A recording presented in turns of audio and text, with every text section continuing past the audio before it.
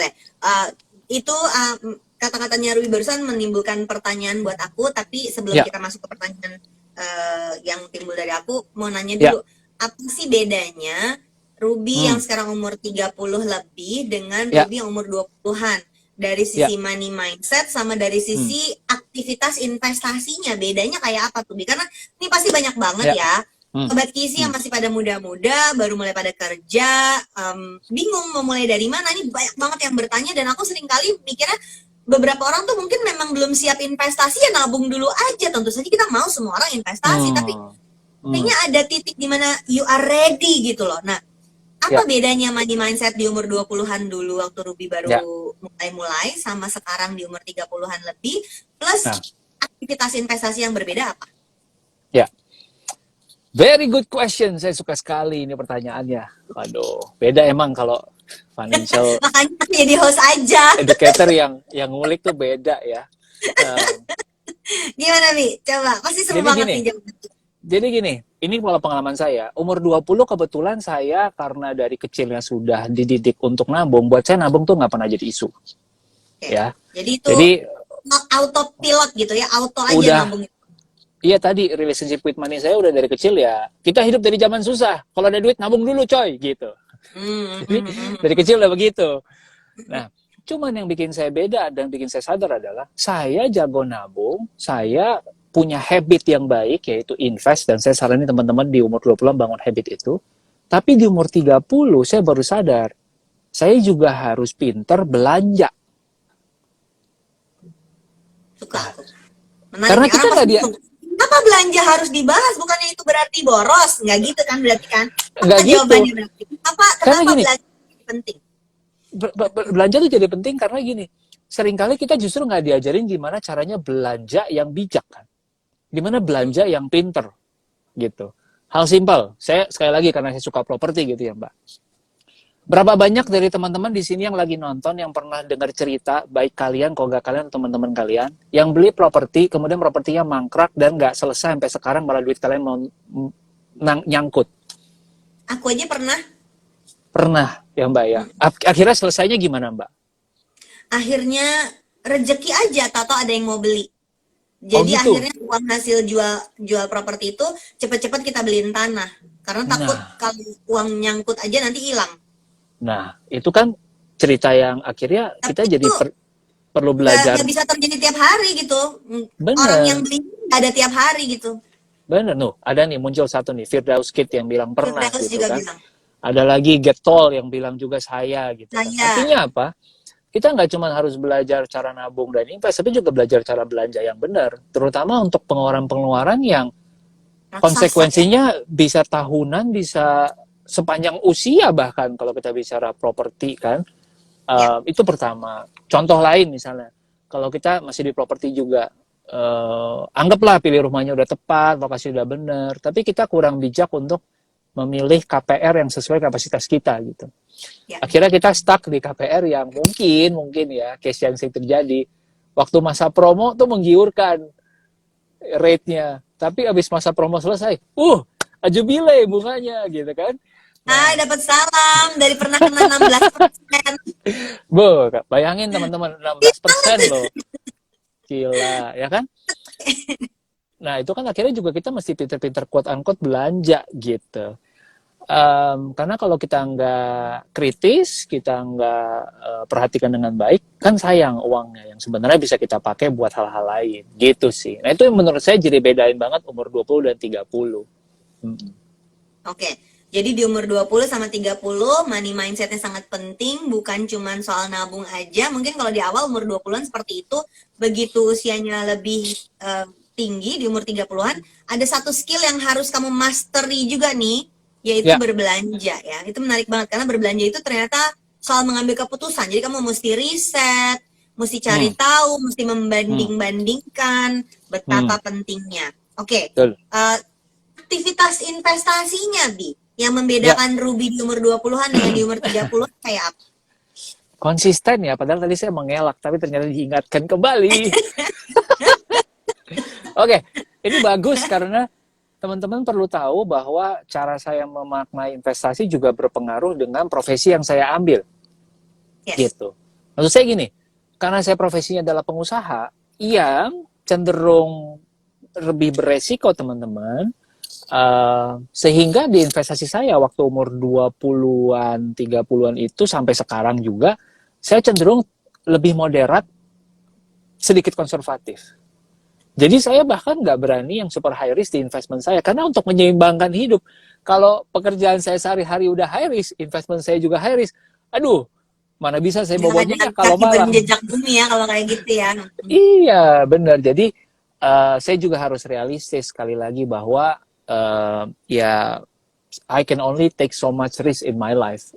Dan untuk saat ini yang saya berani untuk tax lebih adalah di profesi atau di bisnis saya gitu. Yang investmentnya saya akan coba untuk yang lebih moderat gitu. Oke. Nah, mungkin profesi teman-teman beda lagi gitu. Ya, masuk ke saham gitu ya. Kan tadi Ya. Ruby bilang cukup banyak investasi di saham. Betul. Tapi Ruby bilang investasinya merasa cukup moderat. Yang dimaksud Ya. dengan cukup moderat padahal masuk saham yang kita semua tahu ini adalah high risk Ya. investment. Yang dimaksud lebih moderat walaupun masuk ke saham tuh gimana sih, Bi? Alokasinya.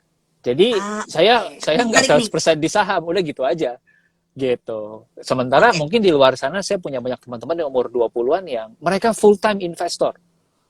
Nah, oke. Gitu. Jadi dia memang udah setiap hari Senin sampai Jumat ngulik pasar saham, analisa, punya waktu di sana, masuk akal dong untuk di 100% di sana. Kalau saya kan enggak, gitu.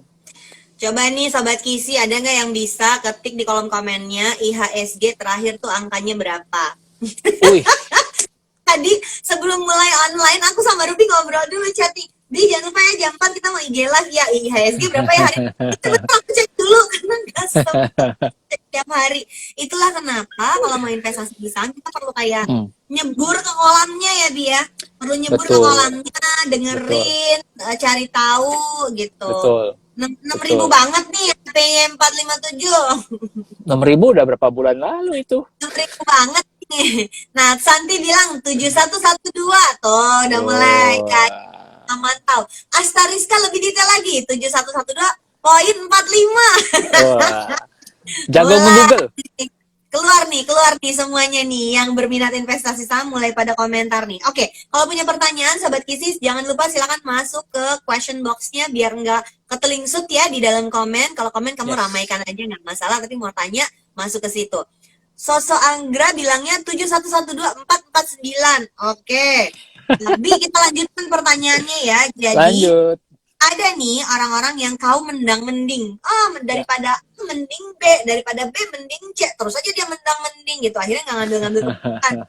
Sama banyak banget Tuhannya kalau di medsos tuh gini, lu enak, kalimatnya tuh sering banget, mulai pasti lebih sering banget ya ketemu yang kayak gitu. Lu enak gini, lu kan kaya, enak, ono, lu kan iya sih, memang privilege ya. Tapi banyak orang lupa bahwa orang itu punya starting line. Jadi ada effort sampai ke titik yang sekarang kamu lihat dan saksikan sebagai kata-katanya successful gitu ya. Nah, untuk yang baru memulai karir, umurnya 20-an, mungkin baru pada lulus kuliah, mungkin baru mulai dapat pekerjaan.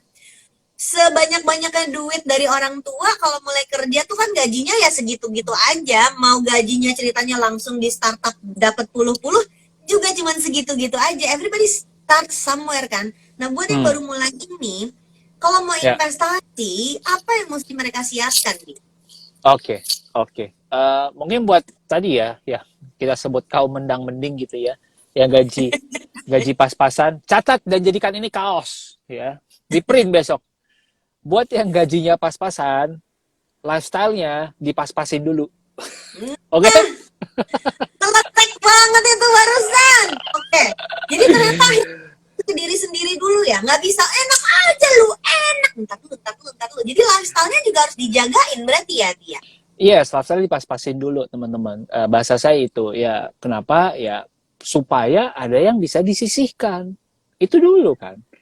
Mau kita gajinya berapapun, kalau nggak ada yang disisihkan, ya apa yang mau diinvest, orang nggak ada sisanya. Gitu. Nah, jadi lifestyle-nya dulu. Gaji pas-pasan, lifestyle-nya dipas-pasin dulu. Nah, dari yang disisihkan, dipakai buat apa? Ini pertanyaan berikutnya. Ya kan?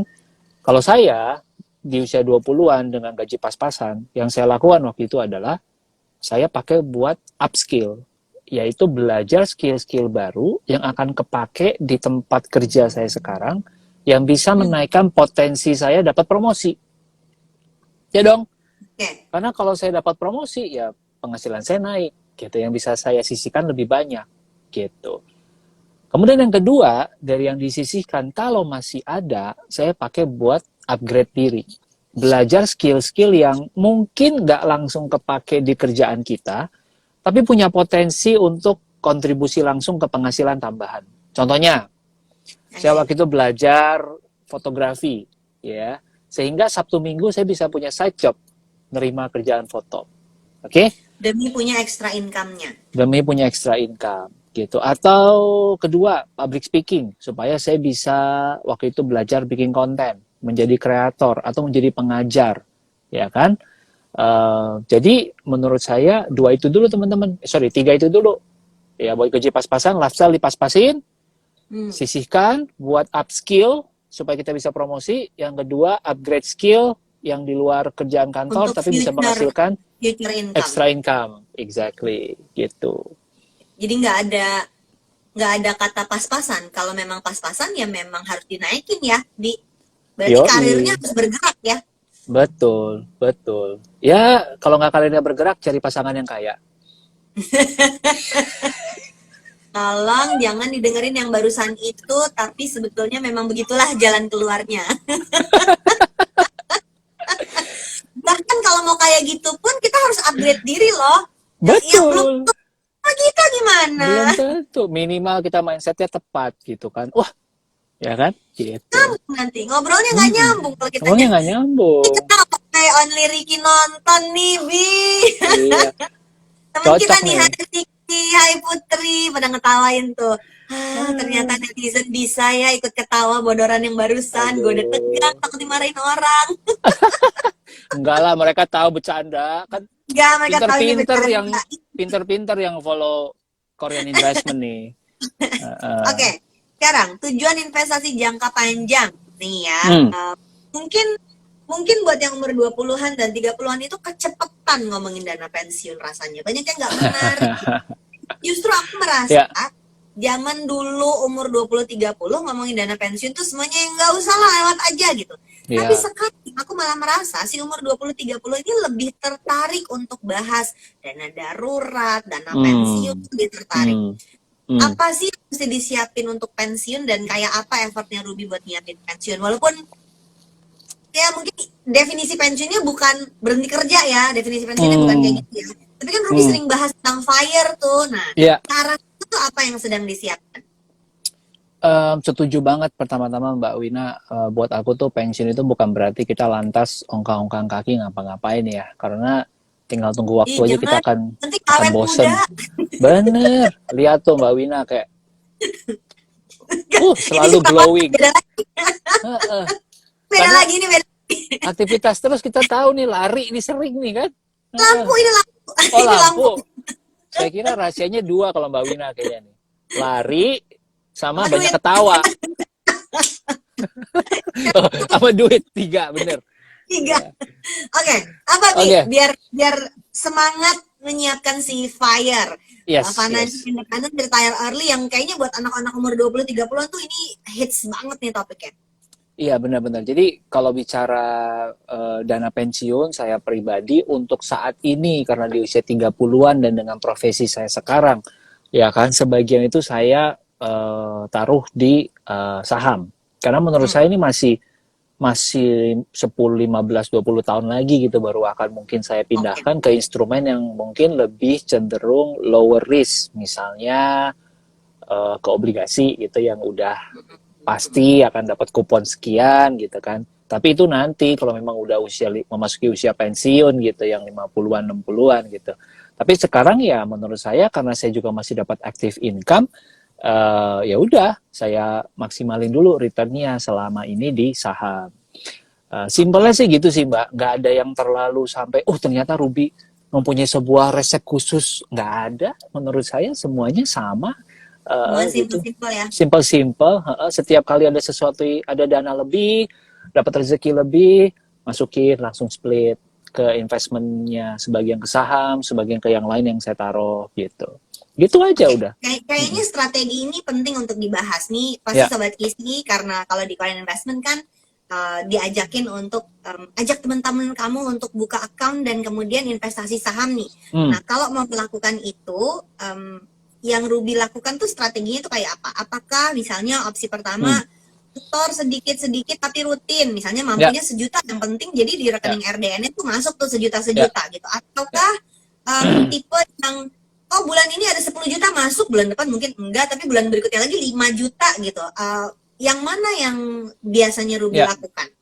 Ya, kalau saya sih sesimpel kapan, karena kan manusia itu kan sangat gampang tergoda ya teman-teman ya.